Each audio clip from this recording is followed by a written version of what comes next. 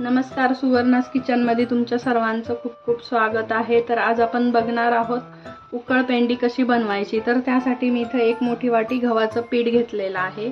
तर तुमच्याकडे जर समजा जाडसर दळून आणलेलं असेल गव्हाचं पीठ तर तुम्ही ते पण घेऊ शकता। जसं बट्ट्यांसाठी आपण घेतो तसं रवाळ टेक्स्चर असलेलं पीठ इथं लागतं। तर मी आता हे साधच घेतलेलं आहे, पोळ्यांसाठी जे लागतं तेच घेतलेलं आहे।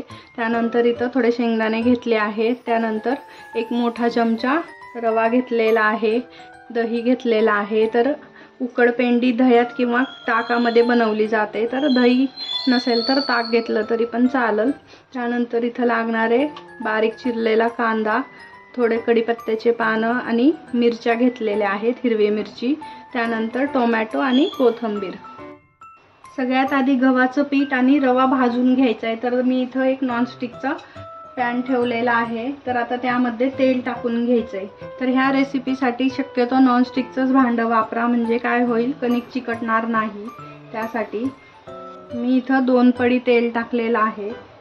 तेल थोडंसं गरम होऊ द्यायचं आणि दुसऱ्या बाजूला मी पाणी ठेवलेलं आहे गरम होण्यासाठी। तर जेवढं मी इथं पीठ घेतलेलं आहे गव्हाचं तर त्याच वाटीने मोजून पाणी पण गरम होण्यासाठी ठेवलेलं आहे। तेल इथं गरम झालेलं आहे। तर हे संपूर्ण गव्हाचं पीठ यामध्ये टाकून घ्यायचं आहे। त्यानंतर रवा, सुरुवातीला आता गॅसची फ्लेम थोडी मीडियम ठेवायची आहे, म्हणजे हे थोडं गरम होतपर्यंत गव्हाचं पीठ। त्यानंतर मग मंद आचेवरती लो फ्लेमवर एकदम छान मस्त असा भाजून घ्यायचं या पिठाला। या पिठाला चांगलं असं भाजून घ्यायचं आहे। 10 ते 15 मिनिटं ह्याला लागतात भाजायला छान। आता मी इथं गॅसची फ्लेम लो करत आहे, कारण आता पीठ पण गरम झालेलं आहे आणि एकसारखं ह्याला चांगलं आता भाजून घ्यायचं आहे। 5 मिनिटं झालेले आहे आणि पिठाचा थोडा कलर पण बदलायला लागलेला आहे। तर याच्यामध्ये पीठ चांगलं भाजलं गेलं पाहिजे। जर कच्चं राहिलं तर मग उकडपेंडी चांगली लागत नाही। त्यासाठी ह्याला चांगलं भाजून घ्यायचं आहे एकसारखं। 10 ते 15 मिनिटं झालेले आहेत आणि पीठ पण आता इथं छान मस्त असं भाजून झालेलं आहे। पिठाचा मस्त असा सुगंध सुटलेला आहे। तर आता या स्टेजला गॅस बंद करायचा आहे आणि हे संपूर्ण पीठ एका प्लेटमध्ये काढून घेऊया। यापेक्षा जर जास्त भाजलं तर मग पीठ जळू शकतं। त्यासाठी आता बरोबर आपण भाजून घेतलेलं आहे हे पीठ, त्याला काढून घेऊया। संपूर्ण पीठ इथं काढून झाल्यानंतर आता त्याच कढईमध्ये तेल टाकून घ्यायचं आहे। तर मी इथं 2 पडी तेल टाकून घेणार आहे। तेल जरा गरम होऊ द्यायचं आहे। इकडे साईडला पाणी ठेवलं होतं तर ते पण आता गरम झालेलं आहे। तेल गरम झालेलं आहे इथं। तर आता यामध्ये एक छोटा चमचा मोहरी टाकून घ्यायची आहे। मोहरी चांगली तडतडू द्यायची। मोहरी चांगली इथं तडतडत आहे। तर आता यामध्ये आपण एक छोटा चमचा जिरं टाकून घेऊया। जिरं पण इथं चांगलं फुललेलं आहे। तर आता यामध्ये कढीपत्त्याची पानं आणि हिरवी मिरची टाकायची आहे। त्यानंतर बारीक चिरलेला कांदा। आता हे सर्व काही चांगलं परतून घेऊया। कांदा इथं चांगला परतला गेलेला आहे, जास्त ब्राऊन नाही करायचा आहे आपल्याला कांदा। तर आता ह्यामध्ये टोमॅटो टाकून घेऊया। टोमॅटो टाकल्यानंतर चव छान लागते म्हणून मी यामध्ये थोडा टोमॅटो पण टाकलेला आहे। तुम्हाला जर जास्त आंबट आवडत असेल तर मग तुम्ही दही किंवा ताकाचं प्रमाण जास्त पण घेऊ शकता। यामध्ये जे शेंगदाणे घेतले होते आपण ते पण टाकून घ्यायचे आहे। शेंगदाणे पण तेलामध्ये चांगले परतून घ्यायचे, फ्राय करून घ्यायचे।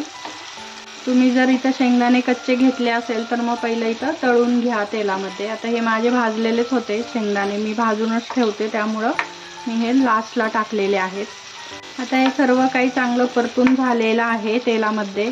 तर आता यामध्ये थोडी हळद टाकून घेऊयात। थोडी हळद टाकून घेतली। त्यानंतर लाल तिखट, हिरवी मिरची पण टाकलेली आहे। तर आता ह्याच्यामध्ये लाल तिखट मी 1 चम्मच टाकलेला आहे। व्यवस्थित मिक्स करून घ्यायचं आहे आणि जे पीठ भाजून ठेवलेलं होतं तर ते आता यामध्ये टाकायचं आहे संपूर्ण। परत एकदा सर्व काही व्यवस्थित मिक्स करून घेऊया। सर्व काही व्यवस्थित मिक्स केल्यानंतर आता यामध्ये दही टाकायचं आहे. दही टाकल्यानंतर पुन्हा एकदा याला व्यवस्थित मिक्स करून घ्यायचं.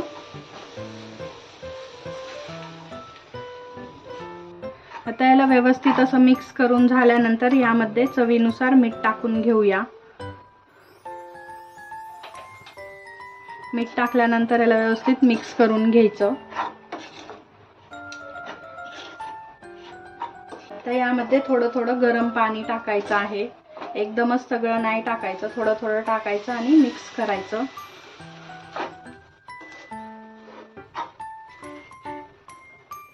आणखीन थोडं मी यामध्ये पाणी टाकत आहे. तर असं थोडं थोडंच यामध्ये पाणी ऍड करायचं आहे आणि मिक्स करायचं. आणखीन यामध्ये थोडं पाणी लागणार आहे, तर मी आणखीन यामध्ये थोडं ऍड करत आहे. त्याला व्यवस्थित मिक्स करून घेऊया. आता जे थोडंसं पाणी होतं ते आता यावरती टाकून घ्यायचं आहे. म्हणजे पाणी आपण बरोबरच घेतलेलं आहे. जेवढं पीठ घेतलं तेवढंच पाणी घेतलं होतं गरम करून, तर तेवढं इथं पाणी लागलेलं आहे. आता गॅसची फ्लेम एकदम लो ठेवायची आणि 2 ते 3 मिनिटं याला चांगलं वाफेवरती शिजवून घ्यायचं आहे. 2-3 मिनिटं झालेले आहे आणि मस्त अशी वाफेवरती छान उकळपेंडी झालेली आहे. पाहू शकता मस्त अशी मऊ छान अशी शिजलेली आहे आणि खायला पण खूप टेस्टी लागते. याला तुम्ही गव्हाच्या पिठाचा उपमा देखील म्हणू शकता. जर कधी तुम्हाला नाश्त्याला पण बनवायचं असेल तर तुम्ही असं बनवू शकता. आता यामध्ये आपण बारीक चिरलेली कोथिंबीर टाकून घेऊया. यावर तुम्ही तेल किंवा तूप टाकून देखील खाऊ शकता. तर यावर थोडंसं तेल टाकायचं. तर मी इथं साईडने थोडंसं तेल टाकून घेत आहे.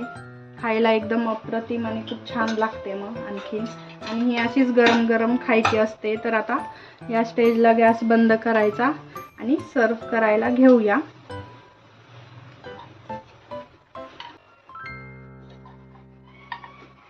मस्त अशी तयार झाली आहे आपली गव्हाच्या पिठापासून बनवलेली उकळपेंडी.